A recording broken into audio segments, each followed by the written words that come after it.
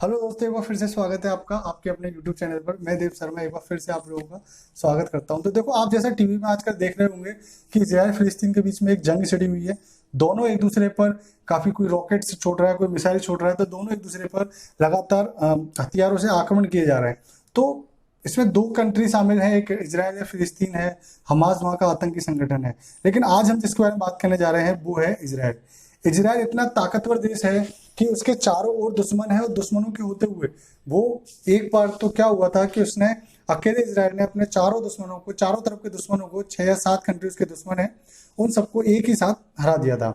तो उसी इजराइल के बारे में बात करने जा रहे हैं कि उसके कमांडोज इतने एक्टिव हैं, उसकी आर्मी इतनी तेज है, वहाँ घर घर में आर्मी है। सबको एक आर्मी की ट्रेनिंग देना बहुत जरूरी है, ये इजराइल के रूल्स हैं। तभी वो देश आज अपने दुश्मनों के सामने टिकता है, झुकता कभी भी नहीं है। तो इसराइल के बारे में बात करने जा रहे हैं। तो इसराइल में इसराइल के कमांडोज ने, उसकी मोसाद जो एजेंसी है, उसने एक ऑपरेशन को अंजाम दिया था।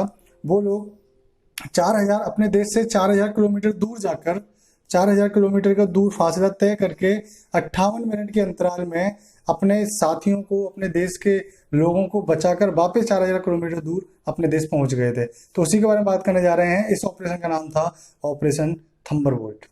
बात है 27 जून 1996 की। इजराइल का एक बड़ा शहर है तेल अवीव शहर। वहां से एक फ्रांसीसी विमान 248 लोगों को लेकर उड़ता है और अपने विमान से लेकर जाता है। बीच में यूनान की राजधानी एथेंस में कुछ देर रुकने के बाद जैसे ही विमान दोबारा अपनी उड़ान शुरू करता है, तो विमान से 4 यात्री खड़े होते हैं, जिनमें 2 फिलिस्तीनी और 2 जर्मन होते हैं। उनमें एक महिला भी शामिल होती है। महिला अपने पास से एक ग्रेनेड निकालकर सबसे बोलती है कि सब लोग चुपचाप बैठ जाएं, वरना वो इस पूरे प्लेन को, पूरे विमान को उड़ा देगी। विमान को इन लोगों ने हाईजैक कर लिया था और ये लोग इस विमान को लीबिया के शहर बेनागाजी ले पहुंचे। वहां 7 घंटे रुकने के बाद इनके साथ इनके कुछ साथी और जुड़े, 3 साथी और जुड़े। अभी अपहरणकर्ता 7 लोग हो चुके थे। अब यहाँ से ये विमान को लेकर अफ्रीकी देश युगांडा के एंतेबे हवाई अड्डे पर पहुंचे, जहां का शासक जो था, युगांडा का शासक था, ईदी अमीन था, जो अपहरणकर्ताओं का साथ दे रहा था। उसने इनका साथ दिया और उन्होंने सबने मिलकर इन बंधकों को एक एंतेबे एयरपोर्ट के पास में एक इमारत में बंदी बना लिया। तो जब ये बंदी इन्होंने बना लिया, इन्होंने ये खबर इजराइल सरकार को पहुंचाई और इजराइल सरकार को बोला कि वो अपनी जेलों में बंद 40 फिलिस्तीनी नागरिक, 40 फिलिस्तीनी तथा अन्य देशों के जो 13 अन्य फिलिस्तीनी हैं, उन सबको छोड़ दें। उसके बदले में वो जो जो उन्होंने जो विमान में जो कैद किए थे बंधक, उनको वो उनके बदले में छोड़ देंगे। इन्होंने क्या किया कि इनके विमान में जो 248 लोग थे, 248 बंदे थे, उनमें जो 94 यहूदी थे तथा 12 जो चालक दल के सदस्य थे, उन लोगों को उन्होंने बंदी बनाए रखा। बाकी लोगों को 2 दिन बाद इन लोगों ने रिहा कर दिया। अब इनके पास 106 लोग बंधक बने हुए थे। इजराइल ने यह खबर सुनकर ही आपातकालीन बैठक बुलाई। उस समय इजराइल के प्रधानमंत्री थे यित्विक रोबिन थे। इजराइल से युगांडा की दूरी लगभग 4,000 किलोमीटर की थी। इजराइल से 4,000 किलोमीटर थी। तो इजराइल ने दिमाग लगाया कि 4,000 किलोमीटर जाना है, 4,000 किलोमीटर आना है और अपने लोगों को बचा कर लगाना है। इजराइल की स्थान पर यदि कोई और देश होता तो वो अब तक हार मान चुका होता। फ्रांस का जो विमान था, फ्रांसीसी चालक दल थे, तो फ्रांस भी नहीं सोच पा रहा था कि वो ऐसी कंडीशन में क्या करे। लेकिन इजराइल को क्या करना है वो लोग सोच चुके थे। इजराइल ने ये खबर अपनी जो खुफिया एजेंसी है मोसाद तक पहुंचाई। तो इजराइल के पास युगांडा में घुसने के 3 रास्ते थे। पहला था सड़क मार्ग से केन्या होते हुए, दूसरा समुद्र मार्ग और तीसरा हवाई मार्ग से। तो इन्होंने हवाई मार्ग को चुना और ऑपरेशन का नाम दिया ऑपरेशन थंडरबोल्ट। इसके लिए इजराइल ने अपने 100 बेहतरीन कमांडोज को चुना तथा इसका प्रमुख बनाया ब्रिगेडियर जनरल डैम शोमरोन को प्रमुख बनाया। तथा जो वर्तमान प्रधानमंत्री हैं बेंजामिन नेतन्याहू, इनके जो बड़े भाई थे, उनका नाम था योनातन नेतन्याहू को इस दल का उन्होंने इंचार्ज बनाया। इजरायली खुफिया एजेंसी जो थी मोसाद ने केन्या से एक विमान किराए पर लेकर उसको अफ्रीका देश जो युगांडा है उसके एंतेबे एयरपोर्ट पर पहुंचाया। वहां से वहां की कुछ पिक्चर्स ली गई, कुछ फोटोज लिए गए तथा उस इमारत के भी फोटोज लिए गए जिसमें बंधक बनाया गया था लोगों को। तो इजराइल को पता चला कि उस इमारत को किसी इजरायली कंपनी ने ही निर्माण किया है। तो इसमें उनको थोड़ा सा और सपोर्ट मिला। उन्होंने इजरायली कंपनी से उस इमारत का पूरा नक्शा मंगवाया, पूरा चार्ट मंगवाया, तथा अपने कमांडोज को उस इमारत की तरह उसमें किस तरीके से घुसना है, कहाँ निकलना, उस तरीके का ढांचा तैयार कर उसमें उनको प्रैक्टिस कराई। इधर दूसरी ओर इजरायली सरकार ईदी अमीन से लगातार संपर्क में थी। ईदी अमीन कौन था? युगांडा का उस टाइम शासक था ईदी अमीन, उसके लगातार संपर्क में थी।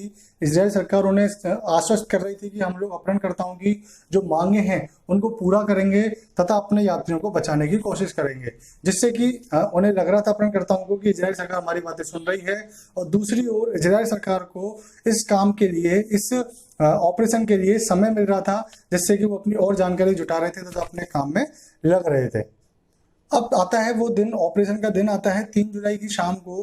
4 हरकुलिस विमान इजराइल से उड़ते हुए 30 मीटर की ऊंचाई पर उड़ते हुए लाल सागर को पार कर जाते हैं। इतनी कम ऊंचाई पर उड़ने का कारण ये था कि जो इजराइल के पड़ोसी देश थे, जो मिस्र था, सऊदी अरब था, सूडान था, वो इजराइल के दुश्मन थे, तो वो विमान उसकी रडार पर नहीं आए। अगर वो उनकी रडार पर आते हैं तो वो अपहरणकर्ताओं को सूचना दे देंगे कि इजराइल की सेना यहाँ से निकल चुकी है। इसलिए वो बहुत कम ऊंचाई पर उड़कर उन्होंने लाल सागर को पार किया तथा अपने मिशन की ओर आगे बढ़े। आगे बढ़ते हुए विमानों को रास्ते में ही इनमें ईंधन भरा गया तथा इजरायली सैनिकों ने जो युगांडा के सैनिकों की वर्दी पहन ली तथा वर्दी पहनने के बाद इन्होंने एक जो हरक्यूलिस विमान था, 3 में तो ये लोग कमांडोज थे, एक विमान को खाली ले गए थे, जिससे कि वहां से जो यात्री अपने पास आएंगे उनको उस विमान में बिठाकर वापस अपने देश पहुंचाया जा सके। 7 घंटे की लगातार उड़ान के बाद ये जो विमान थे, चारों हरक्यूलिस विमान, ये एंटेबे एयरपोर्ट पर पहुंच चुके थे। रात के 1 बजे चुपके से पहुंचते हैं वहां पर। अब तारीख हो चुकी थी 4 जुलाई 1976। यात्रियों को बंधक बनाए 1 सप्ताह का समय हो चुका था। इजरायली कमांडोज अपने साथ एक काली मर्सिडीज भी लेकर गए थे, क्योंकि युगांडा जो शासक था, जो ईदी अमीन जो शासक था युगांडा का, वो अधिकतर काली मर्सिडीज में ही घूमता था। लेकिन इजरायली सैनिकों से एक चूक हो गई, कुछ दिन से ही वो जो ईदी अमीन था वो सफेद मर्सिडीज में घूम रहा था। तो युगांडा के जो आर्मी थी उसने उनको, कुछ लोग थे, कुछ सिपाही थे, उन्होंने उनको रोक लिया। लेकिन इजराइल सरकार की इतने जांबाज सिपाहियों के आगे युगांडा की थकी हारी सिपाही कुछ नहीं कर सकते थे और युगांडा की सिपाहियों ने उनको वहीं पे ढेर कर दिया तथा वो लोग आगे बढ़ गए।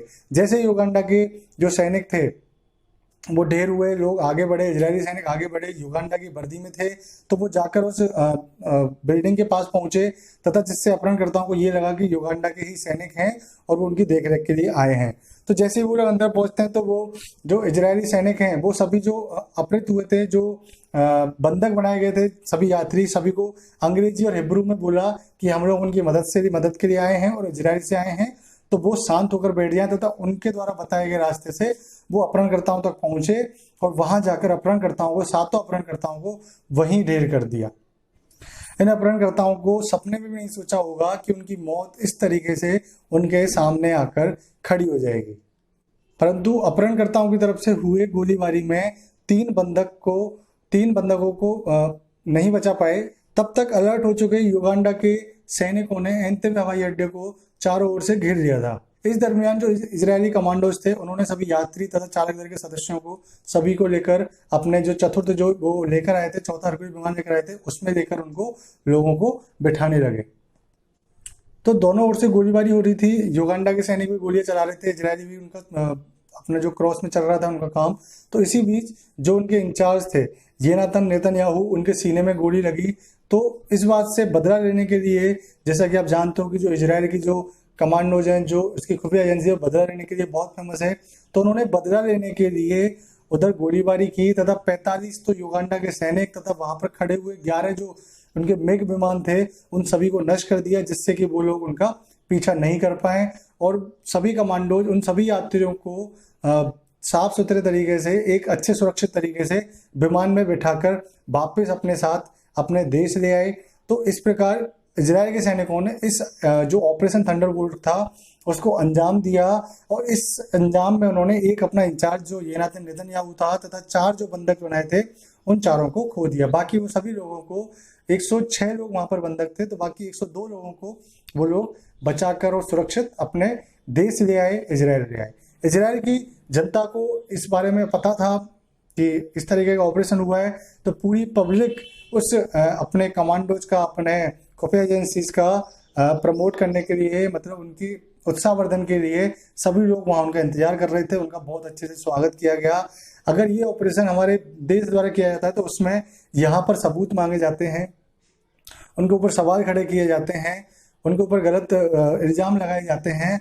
लेकिन अदर कंट्रीज में क्या होता है कि वो लोग उनको सराहना देते हैं, प्रोत्साहित करते हैं, जिससे कि वो और अच्छे से अपने ऑपरेशंस को सफल करें, आगे बढ़ें। लेकिन यही चीज़ हमें सीखने को सिखाती है। तो आज आप देख रहे हो कि इजराइल किस हद तक अपने दुश्मनों को बर्दाश्त कर रहा है, उनके हर चीज़ का जवाबी रिप्लाई कर रहा है। ये नहीं कि डर कर उनकी निंदा कर दे। सरकार की भी बहुत कमियां हैं, लेकिन हमें भी सारी चीज़ देखनी होंगी, समझनी होंगी। तो आज का जो ऑपरेशन थंडरबोल्ट था वो इतना ही था। वहाँ की सरकार को बहुत प्रमोशन मिला इस चीज़ से, बहुत अच्छा काम रहा उनका। तो आपको अगर इसी तरीके की करंट न्यूज़ अगर आपको देखनी है तो आपको चैनल को सब्सक्राइब करना होगा, वीडियो को लाइक करना होगा, और इसी तरीके की मैं आपको जानकारी देता रहूँगा। मोसाद जो वहाँ की इजराइल की जो खुफिया एजेंसी है, उससे और भी इसके ऑपरेशन थे उनके बारे में आपको बताऊँगा। तो आप चैनल के साथ जुड़े रहिए, चैनल को सब्सक्राइब करो, वीडियो को लाइक करो। Thank you.